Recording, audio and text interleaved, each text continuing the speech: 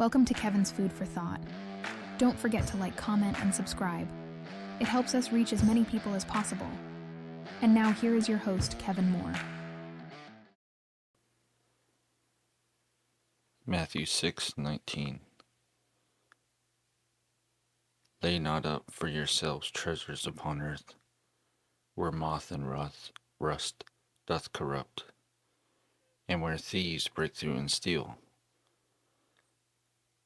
But lay up for yourselves treasures in heaven, where neither moth nor rust doth corrupt, and where thieves do not break through nor steal.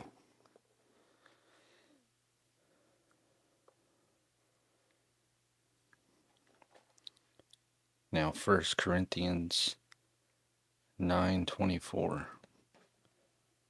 Know ye not that they which run in a race run all, but one receiveth the prize? So run, that ye may obtain. And every man that striveth for the mastery is temperate in all things. Now they that do it obtain a corruptible crown, but we an incorruptible.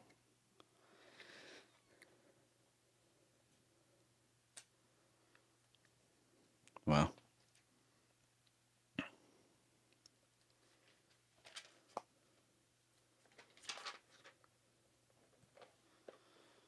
an incorruptible crown. That's what we're supposed to strive for. Our treasures in heaven.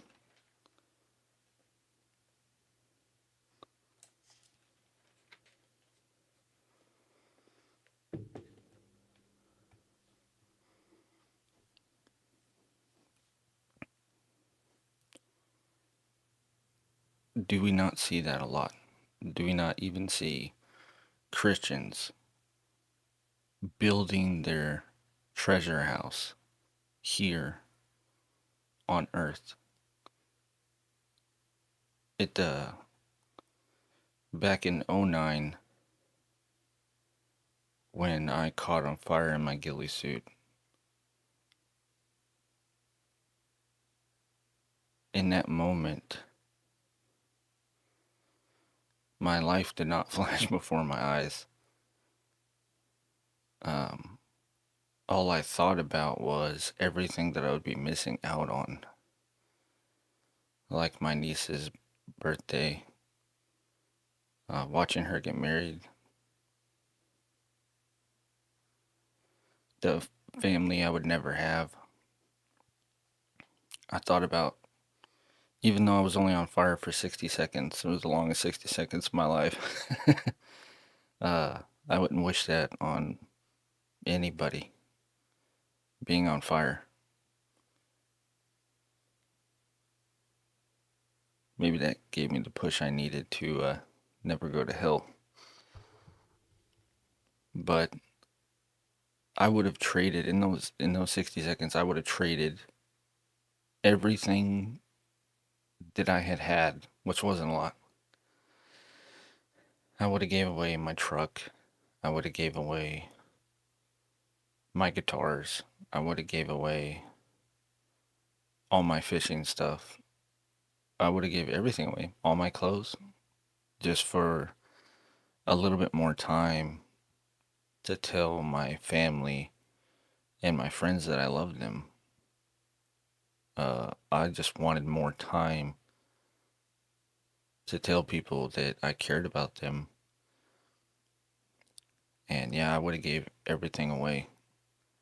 And it's just dawning on me now that I would have given away everything that I had for love, for the action of love. I grew up poor. I was talking to my parents a few days ago about, I wouldn't do anything different. For the longest time, I would like, well, I'll do this different, and that different, and this different, and that different. But the fact of the matter is, now I wouldn't change anything because it all formed me into who I am now. And I feel thankful for my childhood. I feel thankful that I didn't get everything that everybody else did. And I feel thankful for that, and I feel thankful for my family. I got to see some of my family I haven't seen in years recently, and I'm like, man, I wish that I could spend more time with these people. I was kind of quiet, trying not to think about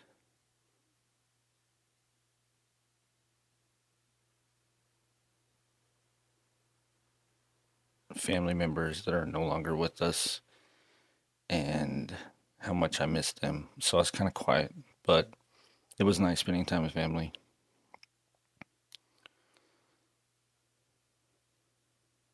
But yeah, I wouldn't trade my childhood for with anybody. I think it made me a little bit stronger. It formed me into a man, not being spoiled. But, then you grow up and you want things and you start working for things. A big house, a big truck, whatever. I've been thinking about upgrading my vehicle a lot recently because I've been driving my car now for the last 3 years without a heater in it. And so I got one of my favorite shows as a kid was MacGyver and the A Team and stuff like that. And so um, I got a little solar generator and a heater, and I put that in my car. And I put the little heater up on my dash, and it allows me to see and to give me a little bit of warmth. But so I've been close to paying off my Harley so I can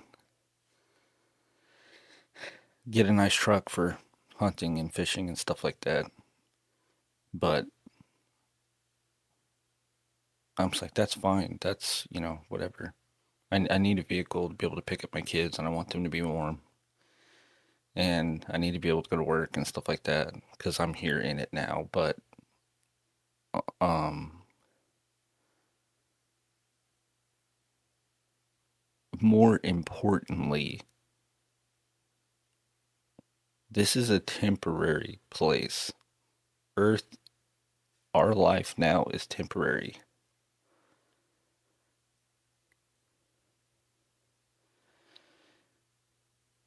We should spend the bulk of our time ministering to people, trying to, I was going to use the word influence, but I don't like that. Trying to reach, I guess, people in our own family and people that we work with. And like Paul said, he runs a race. Well, to run a race is the way that Paul words that, it seems like he was really paying attention to. It almost seems like they had ultra marathoners. If you don't know what ultra marathoners are, these people run like 200 miles, 250 miles. That takes a toll on your body. That beats your feet down. Your heels and your toes bleed. I mean, they're running and they don't stop until they cross the finish line. They don't sit down and rest. They just keep going. I think that's what Paul's talking about, is that type of running a race. He talks about bringing his body into subjection, you know, fasting and prayer. Once again, uh, fasting and prayer comes into it. Um, he's talking about running a race and that bringing his body into subjection, and making his body submissive, his flesh submissive to him while he's running the race. What a perfect little parable for your relationship with God, your walk in Christianity.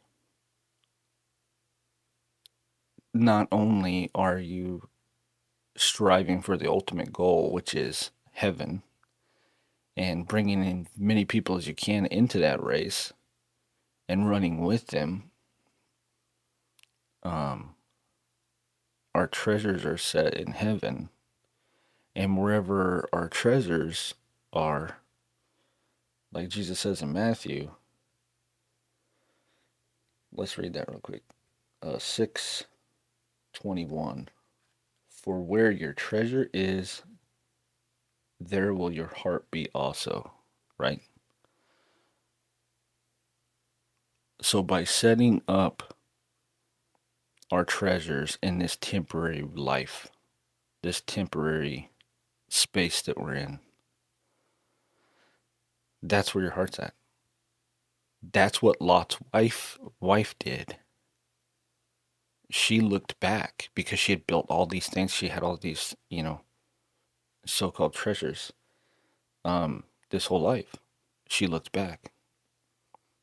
Salt. She turned into salt. And when you're building up your treasures here and that's all you're thinking about, that's where your heart's going to be. And we need to be doing that, building our treasure house in heaven. Because Christ deserves for us to lay our treasures, all our rewards, our crown of salvation. He deserves all of that stuff because he's the one that made the ultimate sacrifice. He sacrificed, perfection came down and was sacrificed for all of us, sinner and saint alike. Just come to him and accept it, and then it's yours. But if we're focused on our rewards in heaven and our heart is in heaven, we're not going to be praying till all hours of the night, screaming, crying, because we're trying to do some kind of work for God to earn our salvation.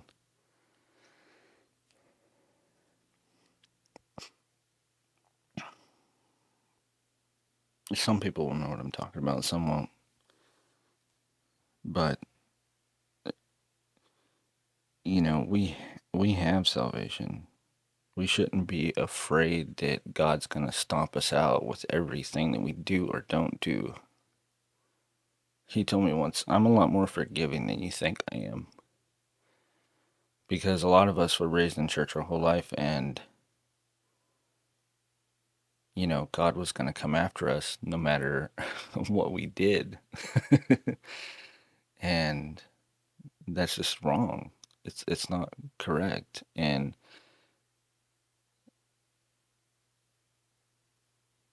we need to realize that we have grace, we have salvation. If you accept it and believe in Christ, in Jesus Christ, then you have salvation. You're fine. You don't have to fear that God's going to strike you down with everything you do. He's not a big kid with a magnifying glass. And that's how a lot of us were, brought up. I blame the so-called prophets in the 80s and early 90s. Like, there's some people that were like way off and God was going to get you no matter what you did. And you had to prepare and do all this stuff because, even though you're saved, you're going to have to go through a bunch of wrath and judgment. And that's just not true. It doesn't say that in there anywhere. I've been reading this since I was 17 years old. I learned how to read out of this one right here. This Bible, I learned how to read out of. Thank God that He got to me before the world did. I feel lucky. I feel blessed. But we need to focus on heavenly things. We need to focus on our race. All of us, all of Christianity is in a race. And some people are just sitting down and building their storehouse for here, and it's going to pass away. You can't take anything with you. The only thing you can take with you to heaven is if you've done your job as a parent correctly, is take your kids with you. That's the only thing. Is people. That's the only thing you can take with you. Is people. Is souls. And we don't do it out of selfishness. To say nothing is selfish. To say nothing to your coworker at work is selfish. To say nothing to your brother or sister, that's selfish. To be selfless and to show love and to obtain rewards. Bring people with you to heaven. Bring people to Christ. Pray. This is what I pray. Draw them in. I know that I can't do anything, God, but I know that you can draw them in. And I'm begging you.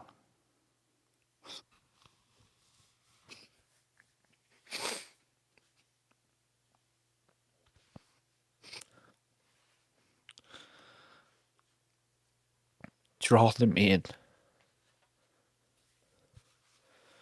Draw in my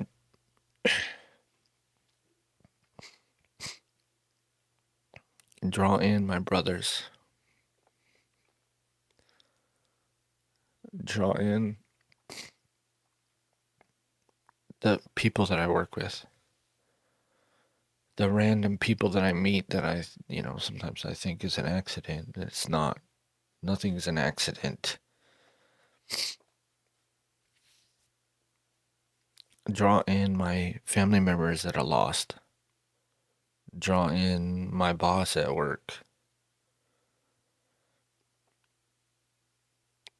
I know that I can't do it on my own, but I know that you can.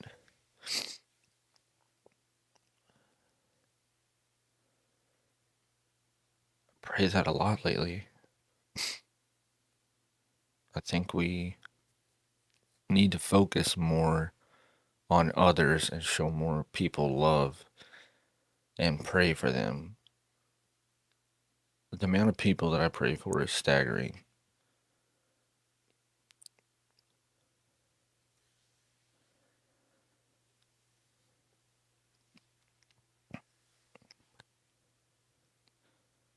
We need to do better. We need to do better.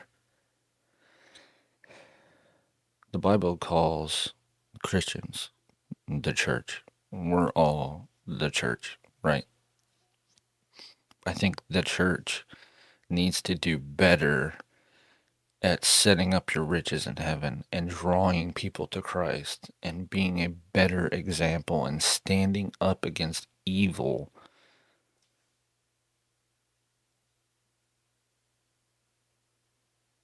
than we're doing now.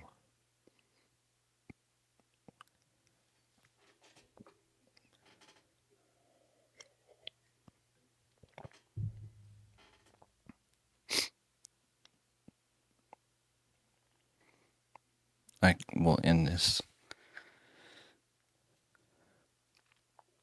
I love you. I pray for you guys. I hope this channel grows so I can reach more people for Christ. And that's my dream. That's what I think about. I put a lot of work into this. And I would do it a lot more if I could just reach one person with a drug addiction or alcoholism or somebody who grew up who didn't have any of that. I don't care. I just want more people to come to Christ. And I love you and I pray for you. And I'll see you again on the next episode of Kevin's Food for Thought. Thank you for watching, and Godspeed.